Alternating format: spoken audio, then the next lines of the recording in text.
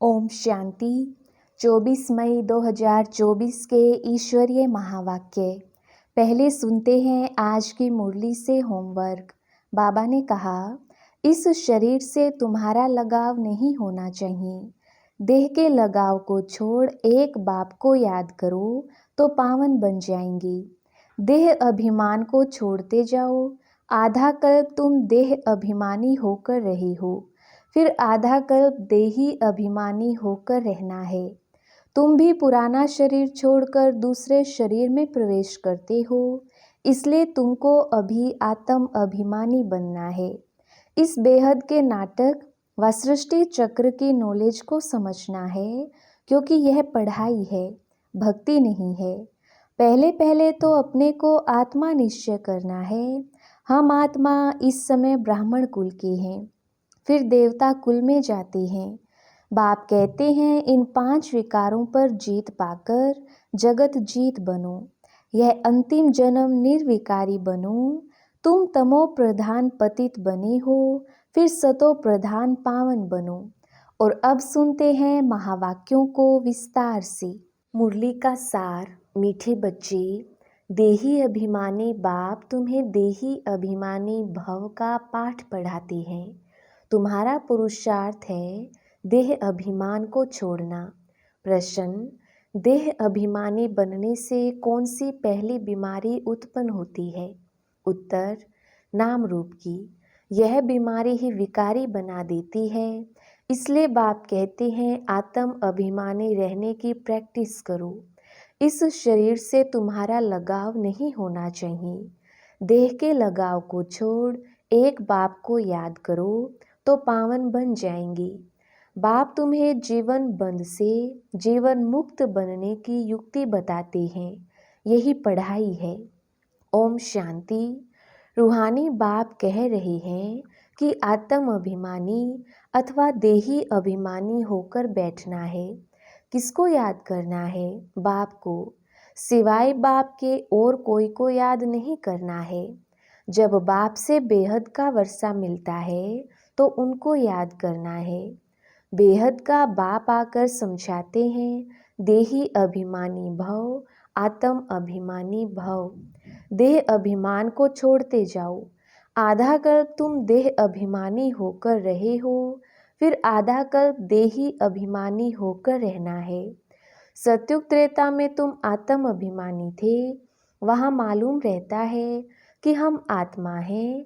अब यह शरीर बूढ़ा हुआ, इसको अब छोड़ते हैं। यह चेंज करना है। सर्प का मिसाल, तुम भी पुराना शरीर छोड़कर दूसरे शरीर में प्रवेश करते हो, इसलिए तुमको अभी आत्म अभिमानी बनना है।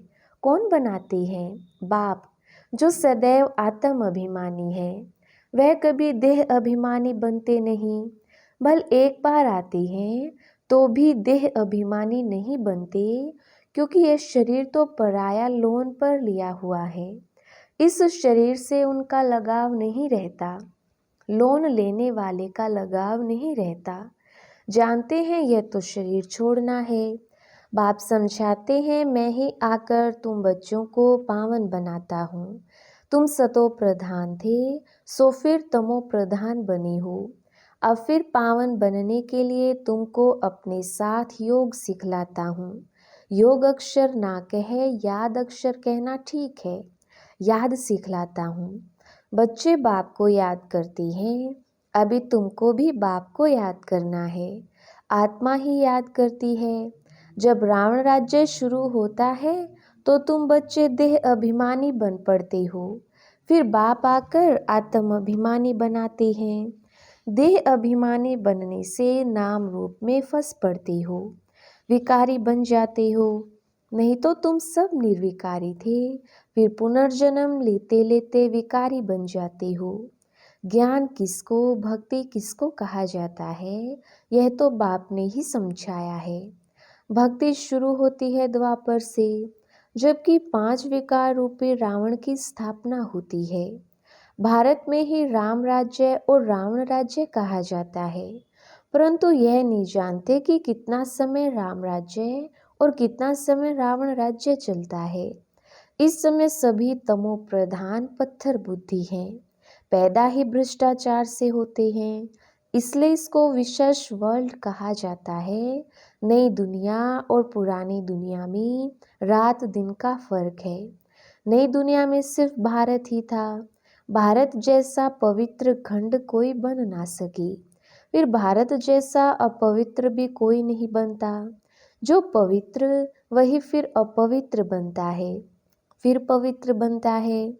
तुम जानते हो देवी देवताएं पवित्र थे, फिर पुनर्जन्म लेते लेते अपवित्र बन गए हैं। सबसे जास्ती जन्म भी यही लेते हैं। बाप समझाते हैं, मैं बहुत जन्मों के अंत के जन्म के भी अंत में आता हूँ। यह पहला नंबर ही 84 जन्म पूरे कर वानप्रस्थ में आता है, तब मैं प्रवेश करता हूँ। त्रिमूर्ति ब्रह्मा विष्णु शंकर भी है, परंतु किसको मालूम नहीं है, क्योंकि तमो प्रधान है ना। किसकी बायोग्राफी का किसी मनुष्य मात्र को पता नहीं है। पूजा करते हैं परंतु सब है अंधश्रद्धा। भक्ति को कहा जाता है ब्राह्मणों की रात और सत्युग त्रेता है ब्राह्मणों का दिन।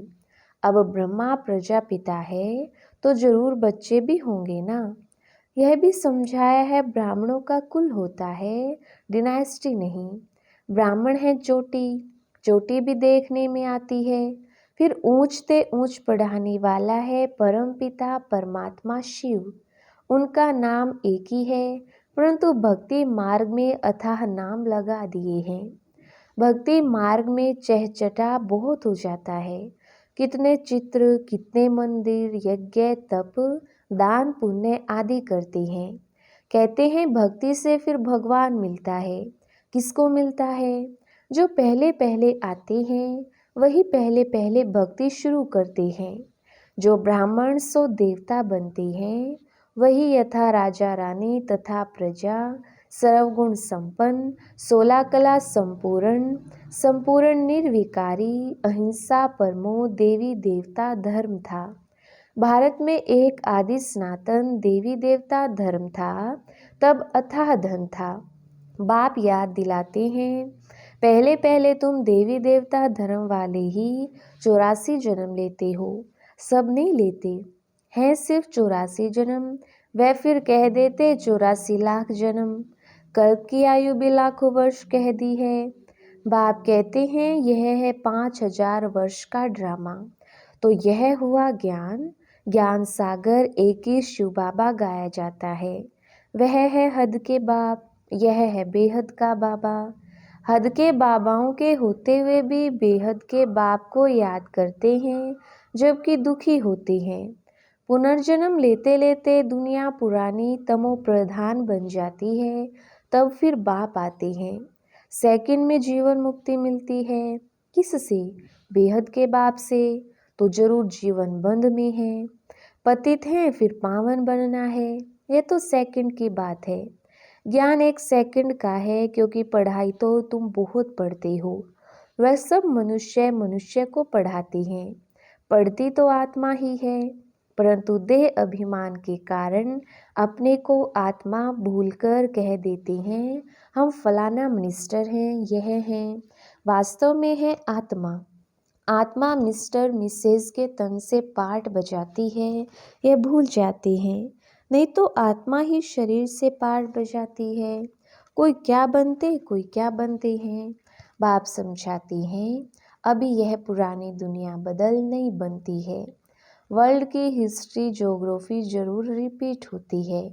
नई दुनिया है सतो प्रधान।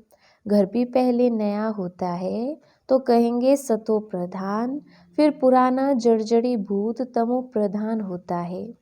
इस बेहद के नाटक व सृष्टि चक्र की नॉलेज को समझना है, क्योंकि यह पढ़ाई है, भक्ति नहीं है।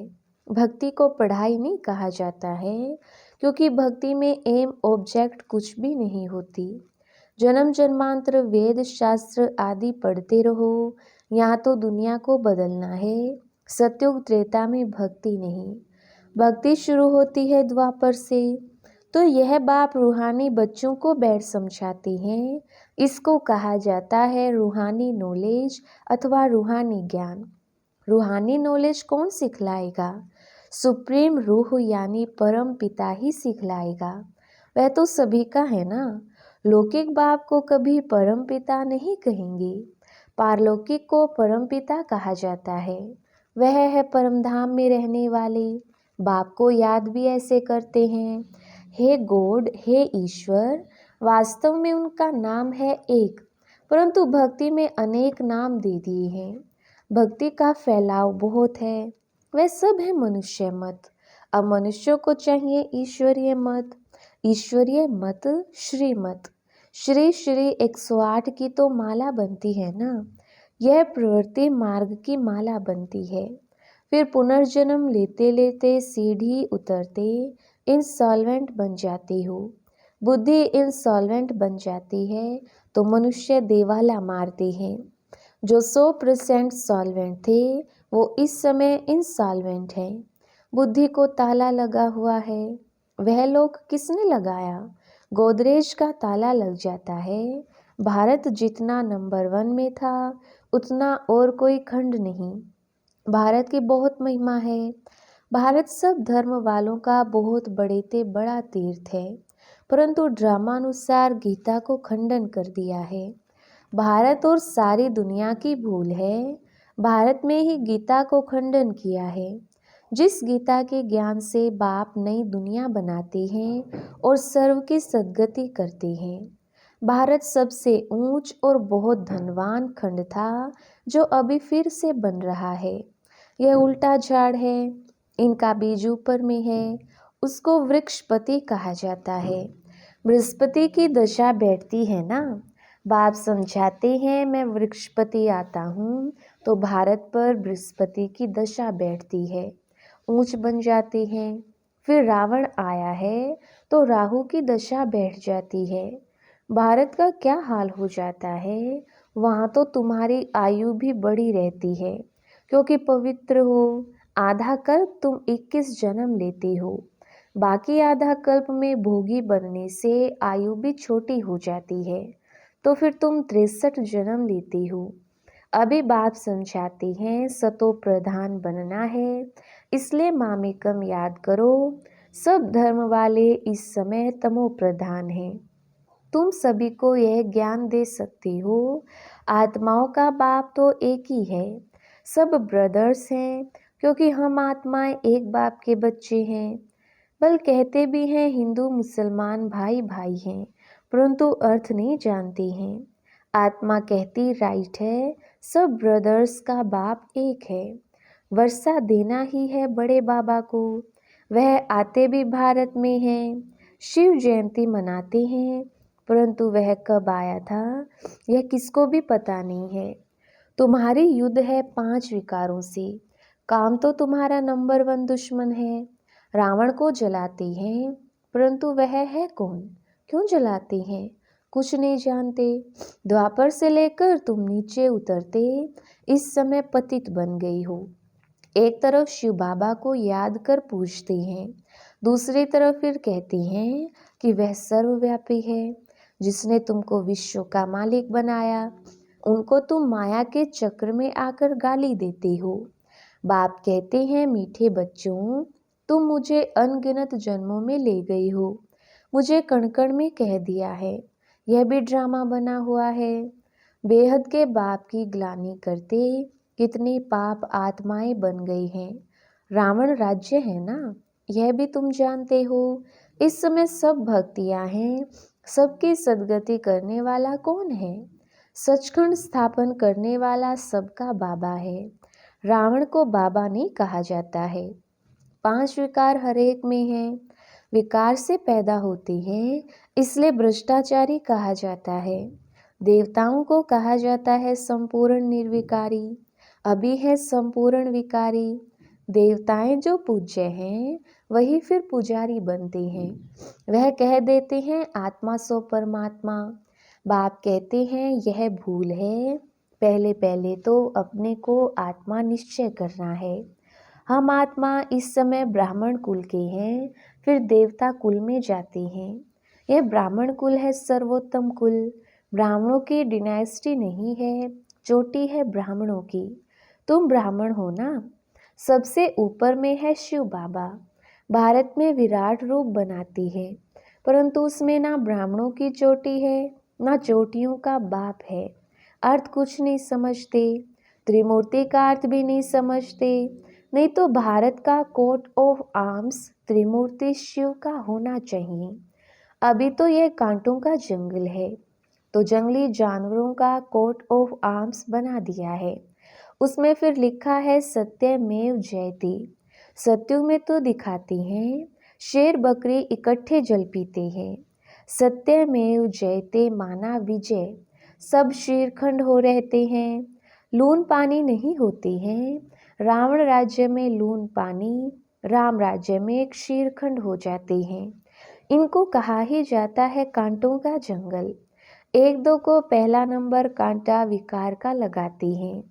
बाप कहते हैं काम महाशत्रु है, यह आदि मध्य अंत दुख देने वाला है। नाम ही है रावण राज्य।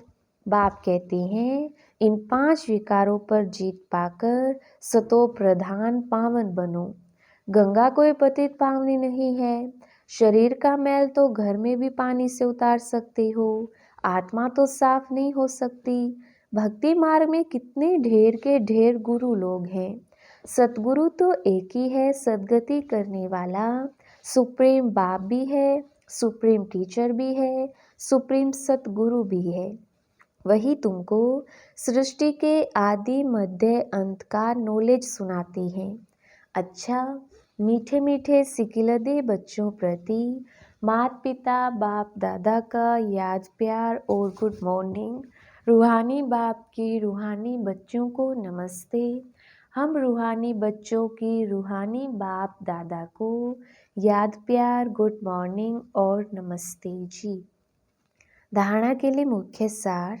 पहला पॉइंट, सतो प्रधान बनने के लिए सिवाय बाप के और किसी को भी याद नहीं करना है। देही अभिमानी बनने की प्रैक्टिस करनी है। दूसरा पॉइंट, सबसे शीरखंड होकर रहना है। इस अंतिम जन्म में विकारों पर विजय प्राप्त कर जगत जीत बनना है। वरदान, बाप की छत्र छाया में सदा मौज का अनुभव करने और कराने वाली विशेष आत्मा भव। विस्तार, जहाँ बाप की छत्र छाया है वहाँ सदा माया से सेफ हैं। छत्र छाया के अंदर माया आ नहीं सकती। मेहनत से स्वतः दूर हो जाएंगे, मौज में रहेंगे, क्योंकि मेहनत मौज का अनुभव करने नहीं देती। छत्र छाया में रहने वाली ऐसी विशेष आत्माएं ऊंची पढ़ाई पढ़ते हुए भी मौज में रहती हैं, क्योंकि उन्हें निश्चय है कि हम कल्प कल्प के विजयी हैं, पास हुए पड़ी हैं। तो सदा मौज में रहो और दूसरों को मौज में रहने का संदेश देते रहो। यही सेवा है। स्लोगन, जो ड्रामा के राज को नहीं जानता है वही नाराज होता है। अच्छा, ओम शांति।